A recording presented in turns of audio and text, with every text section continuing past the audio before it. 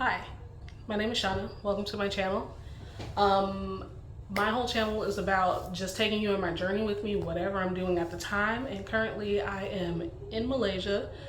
I have left the US and I am planning to make my life abroad. So that is what this is about. So today I thought I would talk to you about the finances behind leaving the United States and planning to move abroad. I chose Malaysia as the place that I would go.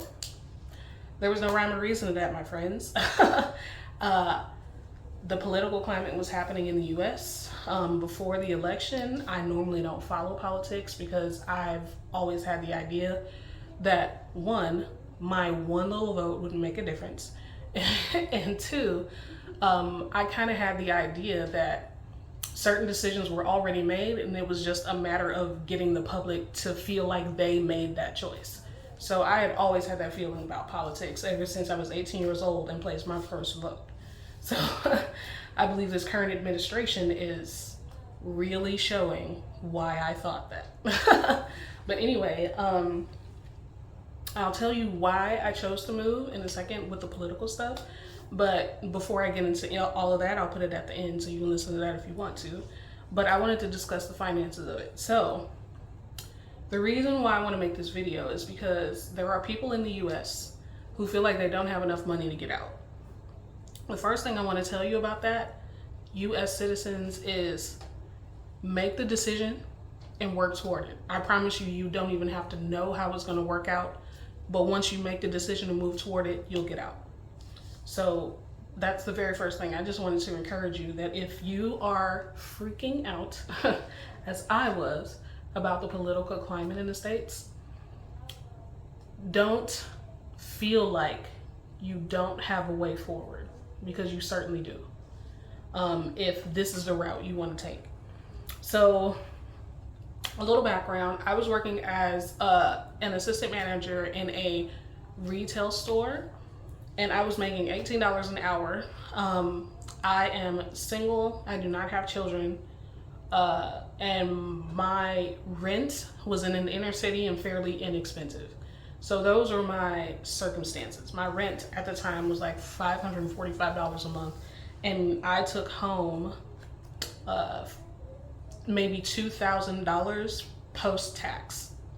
So I had a lot of expenses, I had a lot of debt, but I still managed to save money. And at the time that all of this political stuff was going on, I was saving for a car because doing my job, I had a 2-hour commute to work via public transportation. So every day I would get on 2 buses and a train to work for 2 hours and then get on 2 buses and a train home from work. I didn't really mind that. It was very inexpensive. It was like, I bought a monthly bus pass, $78 a month to do all of my traveling. It wasn't super convenient, but you know, it was pretty inexpensive. So that's one of the ways I could save money. However, I was at the point in my job where I was like, I'm starting to get tired of this commute. You know what I mean? Like 4 hours total is a lot of time, and it was time that I wanted for myself, because from where I was in the city to where my job was in a car would be 40 minutes. So I wanted to get that hour and 20 minutes back. So at the time that all this political stuff was happening, I was saving for a car because I expected to keep my job and to need transportation for that job. However, the political situation really caught my eye. So background on that, I voted when I was 18 years old and the election didn't go the way I wanted, so I never voted again. I kind of kept myself out of politics, and as I was looking at it from afar over the years, it seemed like a divisive mechanism. It seemed like something that divided people instead of united people, and I felt like the only way for the US to make significant progress as a nation, we needed to be united.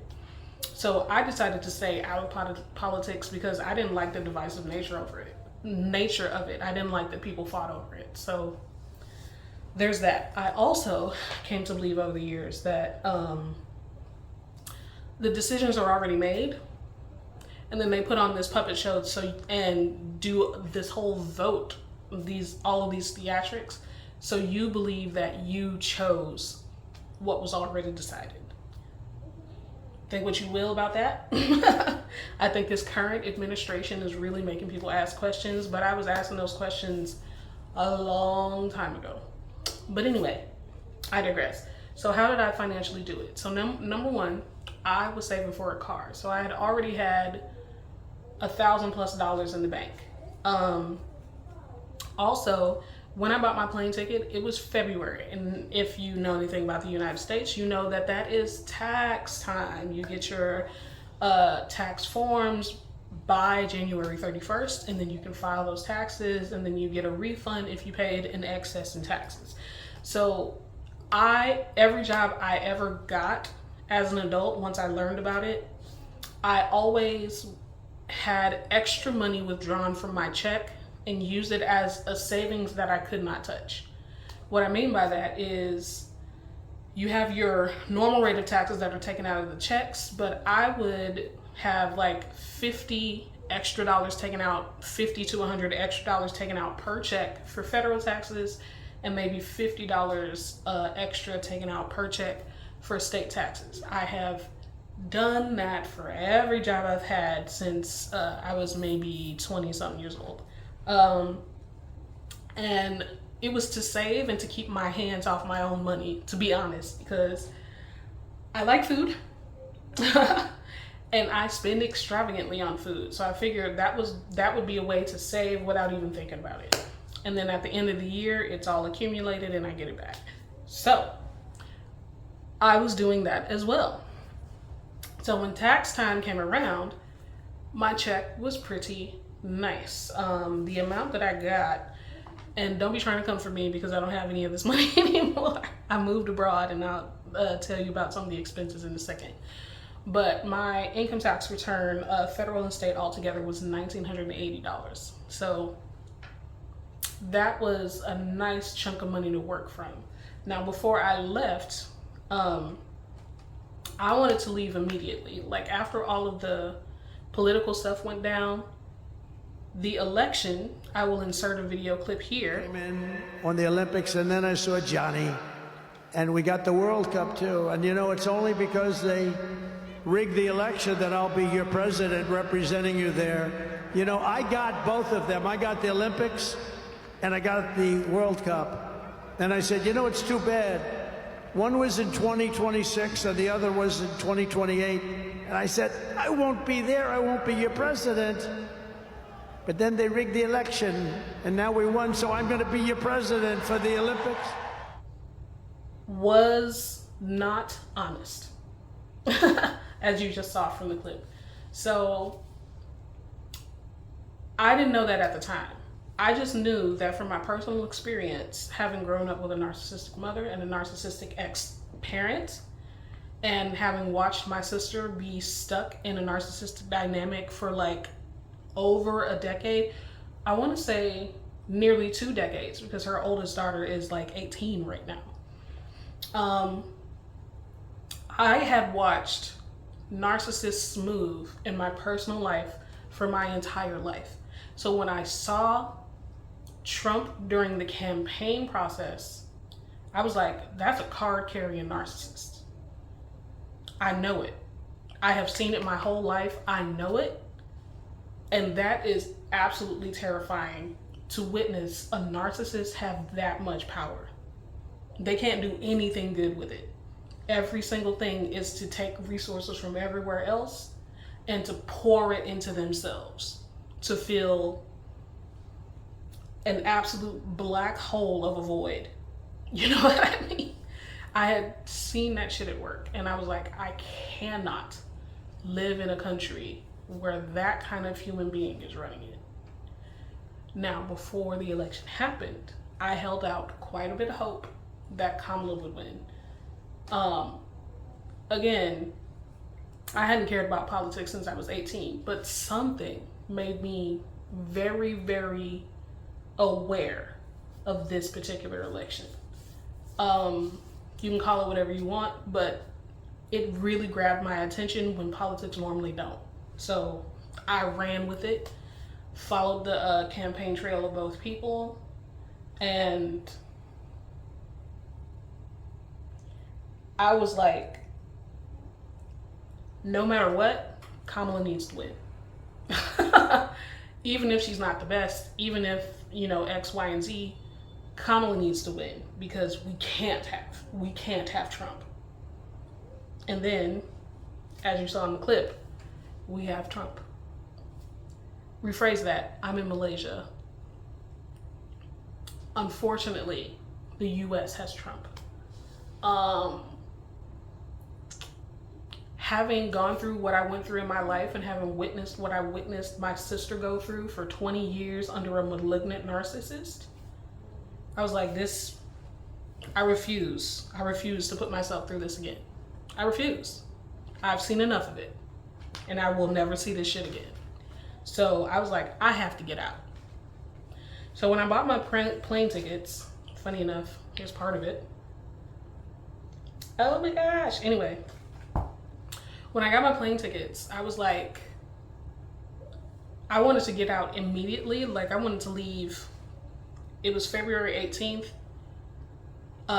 Trump had been in office since January 19th, I think. Something like that. You guys can say it in the comments. But the rapidity at which rights were being stripped was absolutely terrifying. I am Black. I am a woman. I am 40 years old. The country was shaping up to be an absolute nightmare for someone like me, judging by the trajectory that it was going on. And I was like, I need to get out right now.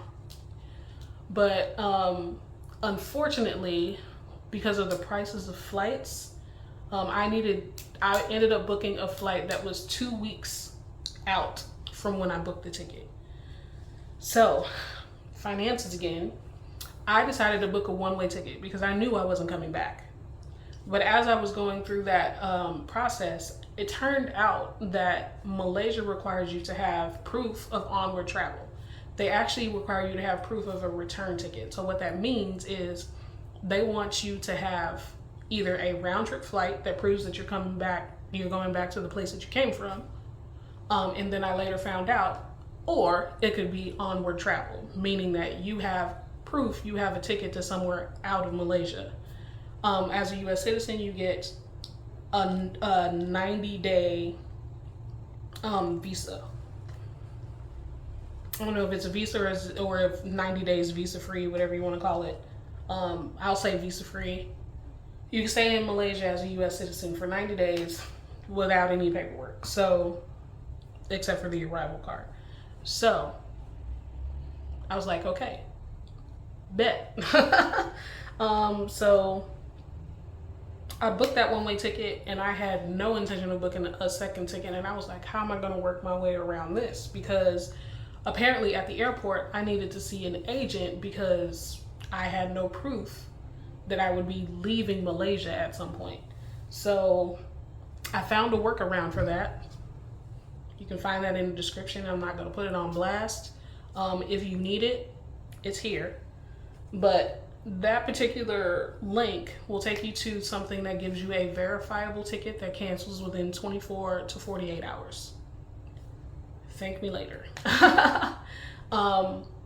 Also, what some people do is that they get the return ticket. The reason why I'm suggesting the link in the description is because if you're already paying, let me tell you what my plane ticket was, $678.40 for your plane ticket. You might not have a ton of cash if you were in the position that I was in. I was more fortunate than some. You won't have another $680 to spend on another ticket. However, if you do have that money to spend on another ticket, don't get it until you are about to travel to whatever country you choose. Because most flights make sure that you buy a ticket that is refundable. And a lot of airlines will cancel your ticket with a full refund within 24 hours if you change your mind within 24 hours. So don't even bother with the ticket. Don't even bother with the ticket until you're on your way to the place that you're going. If you have it, you can get that kind of ticket. If you don't have it, there's a solution to that in the description. So once I used that solution in the description, I went to the agent. I showed them the paperwork I got from that solution. Smooth sailing. That worked when I was leaving Missouri in the US, and it worked when I landed in Malaysia, because you will need to present this same thing to the Malaysian agents if you choose to come to Malaysia. Anywho, that was part of those finances. There were some finances that I didn't plan for that I happened to have the money for. That's why I say, don't worry about figuring it out. Decide and prepare the best you can, and I promise solutions will show up. So some expenses that I was not prepared for, I was just expecting to do the plane ticket and the accommodation. My accommodation for 2 months in an Airbnb in Malaysia was $510. That was less than my monthly rent in the US. That's because the Malaysian ringgit is about a third of a US dollar, somewhere in there. But the exchange rate really makes the US dollar go very far. So I chose something very inexpensive. And it's worked out for me. But anyway, plane ticket, $678. Airbnb, $510. So how I paid for this was, I was still working my job when I bought the plane ticket. I had recently gotten paid, I believe, and again, I was already saving for a car.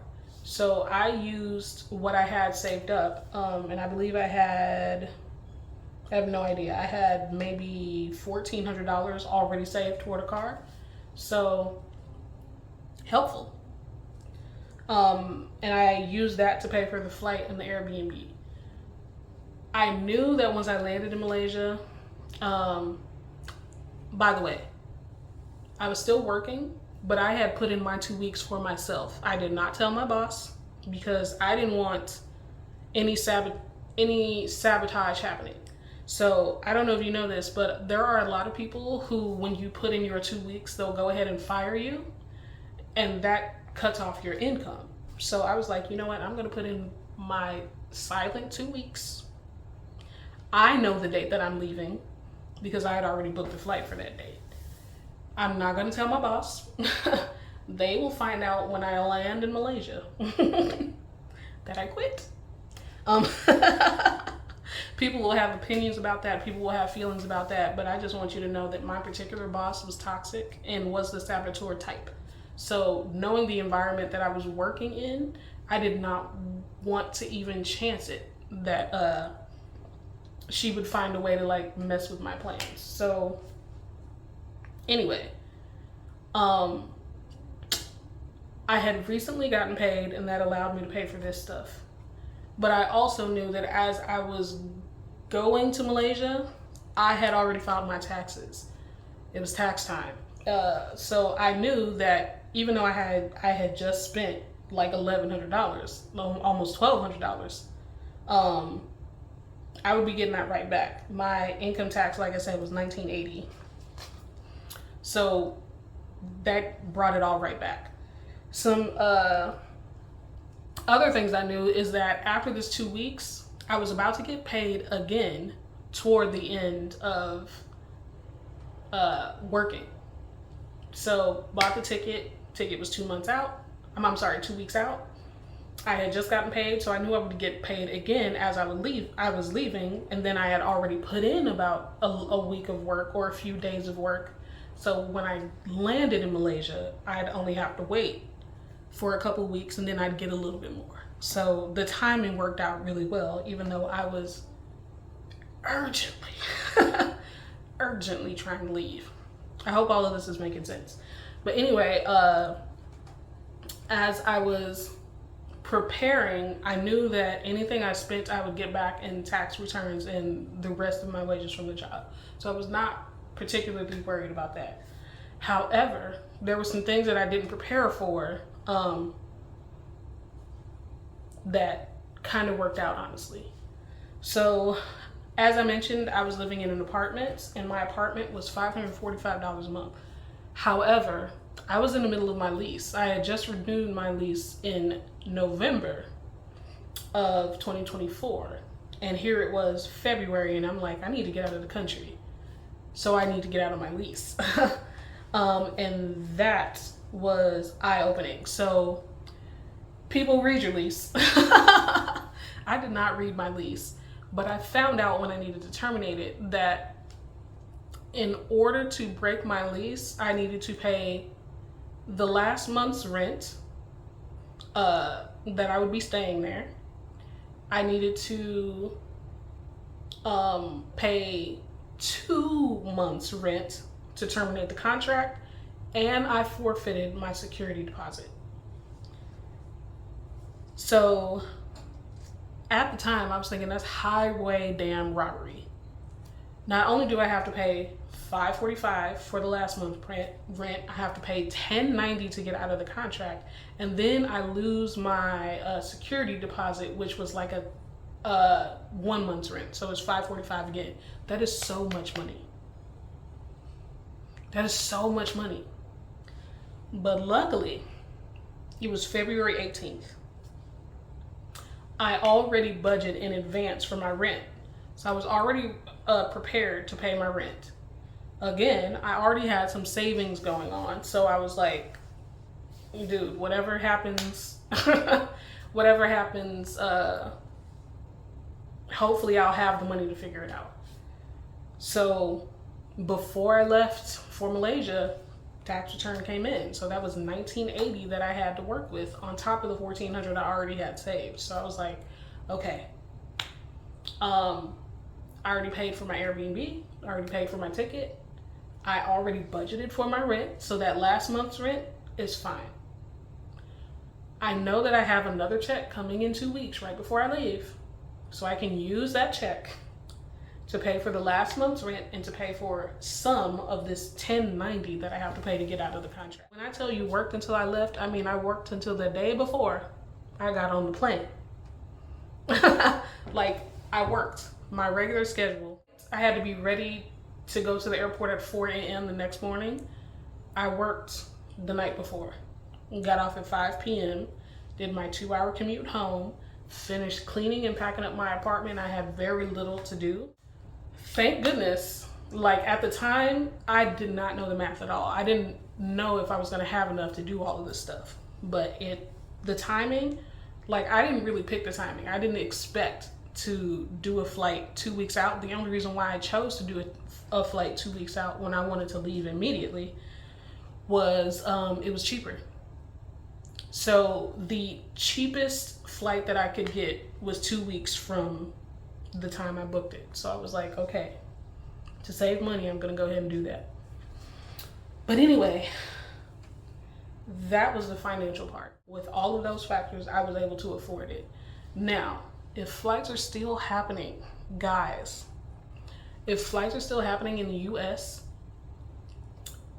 taxes are absolutely crazy. If you can get out right now, do it. Something to know is Canada. If you get a job in a company, in certain companies in Canada, they will pay for your accommodation and your travel.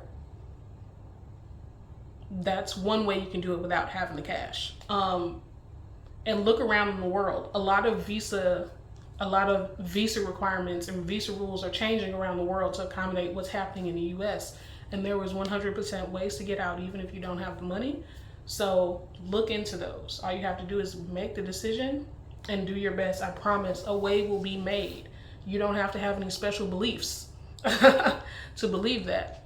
But I promise you, once you start looking for the way out, you'll see it. Anyway, that's that. Now back to the political background. I hope all that made sense. Politically, I saw the writing on the wall. I have a TikTok. It is still working.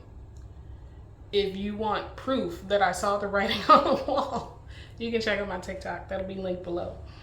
I saw it coming. I saw it coming because I had personal experience. I had seen narcissism my entire life. And as soon as the election results were announced,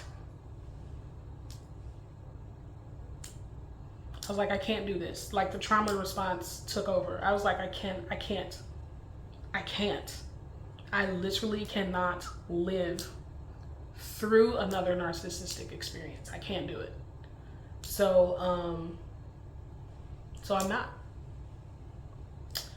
On my TikTok, you will find a couple of videos very interesting. One of them is highlighting mass deception. Watch that video. You can think of it whatever you will. Another one that you will find really interesting is videos that I did about Trump right after the election. Y'all, if you're interested, go for it. For me, I don't know why this election caught my attention, but I'm glad I paid attention. Because I don't know how I don't know, but something was different and it was not good. So I was just like, I have to get out. And on a positive note, for a few years in the US, I had been very dissatisfied. In 2018, a lot of things got really hard for me. I got divorced, my mother passed, and I, in 2019, became homeless. Well, actually, I was homeless in 2018, but I had places I could go. I lived with siblings, I lived with friends, and ultimately, I lived in my van in Florida to get away from my siblings and friends. So, ever since that time, I had a really rough time in the States. Recovery from the divorce, like I said, that was a narcissistic experience, so that was really hard to deal with. And then my mother passing, again, lots of processing, very hard to deal with because she was also narcissistic. So my siblings, who I lived with immediately after the passing and like 6 months after the divorce, they were not immune to the narcissistic influence. So they had a few tendencies that they picked up in my mom's place. And I didn't feel safe, and I didn't feel like I could trust my family. So I decided to strike out on my own in Florida. That's what I did. And things fell apart from there. I won't give you the whole story. Maybe I will one of these days, but today ain't that day. So things had been hard for me, but I was able to rebound after the pandemic. So in 2021, I had gotten off the street. I had gotten, I lived with my family again. That was kind of not gonna get into it, but it was an extremely stressful experience for me. And eventually I ended up I was able to get my own place, which is the place that was $545 a month. That was the place I had stayed in for 2 years, and it was coming up on 3 years until the political situation was like. So anyway, I was able to get back on my feet, but the emotional and mental drain of all of that, like, I was really, really having a hard time. Not to mention the neighborhood that I was living in. You think $545 a month is a great price, and it is. But what it came with was occasional homelessness being happening a lot. As someone who took public transportation, I just had more exposure to the homeless population, because I lived in Missouri. Missouri has fall and winter, it gets cold. So one of the things that the homeless do is they take the public transportation to get out of the elements. So coming face to face with the homeless, they would mind their own business, and that's fine. But it's, having been homeless myself, it was just a lot. You know what I mean? It was just a lot, because I was very grateful to be in a position to be out of that. But I also, like, the near daily reminders wasn't good, mentally speaking. In that neighborhood, I felt like I couldn't go outside. My job was another factor in my dissatisfaction. As I mentioned, my boss, dishonest. As I became assistant manager and started working closely with my boss and started traveling with my boss, what we were tasked to do were to go to other locations and train the staff of new locations that were being opened in the chain that we worked for. So I got to know her closely, much more closely than I would have in a normal boss-employee situation. And what I learned from her is that she was deceptive. She didn't have a ton of empathy. And she would admit all of these things herself. As the assistant manager, I was dealing with her not training me. There were 2 assistant managers at the time. I was dealing with her not training me and having to figure out things myself. And then when I would go to the other assistant manager whom she was training, and asking that person for questions, she would intervene and say, "Don't teach her. I will teach her when I'm ready." So I was like, okay. Overall, it just fostered this dynamic where I'm like, I'm here, I'm gonna do my job, and I'm gonna do my job to the best of my ability, but I don't trust you, and I'm gonna cover my ass. So that's what I did. So if you add all of that together, I had all of that stuff from the past that I was processing. I was living in a neighborhood I did not feel safe at, and I was working under a boss that was not my cup of tea, that I did not trust at all. So I've been dissatisfied with my personal life for a long time. So when this political situation came along, I was like, you know what? I had been dreaming of traveling the world for years. I had always thought of myself as a global citizen. And I've always, just from a love of travel, wanted to see the world. So when I looked at my life and I saw how dissatisfied I was, and when I looked at the political climate and saw how scary that was, I was like, not only am I terrified about that, but this is a good opportunity to make good on all of those dreams, to travel the world. So I saw it as an opportunity. I saw it as an opportunity to actually live what I dreamed of. Now, I have only been here for 2 months. Not even 2 months. It will be 2 months very soon. I don't have it figured out, guys. I have a video saying that I don't have it figured out. If you want to see what I've been doing for these 2 months, out of curiosity, I will link that below as well. But I don't have it figured out. I don't have an income source right now. That's part of why I'm doing YouTube. And part of why I'm doing YouTube is because my employment experiences have not been great. And I kind of want to give myself an opportunity to figure some things out working for myself. So there's that. But yeah. Totally lost where I was going, but I think this video has been long enough, and that is a good thing to end on. I've been here for 2 months. Again, I'm just figuring it out, and I'm taking you with me. And if you want to keep watching where I go and what I do, like, comment, subscribe. Most of the time I'm going to be talking to you like this, but as events come up for me to do, or as I feel inspired to do other things, I'll probably document that stuff too. So stay tuned if you want. Like, comment, subscribe. It's time for me to plug. I designed years ago some notebooks and I thought this would be a great opportunity to, 1, tell you about it, and 2, create a way to kind of support myself. So this is the front, this is the back, And these are notebooks. They are very inexpensive. They are on Amazon, and I will link them below. This is the black one. The link is going to be for the black one, but if you search the title, you can find a pink one and a turquoise one. I personally think those are super cute. I think they're even cuter than this one. So if you're into that, thank you for your support in advance.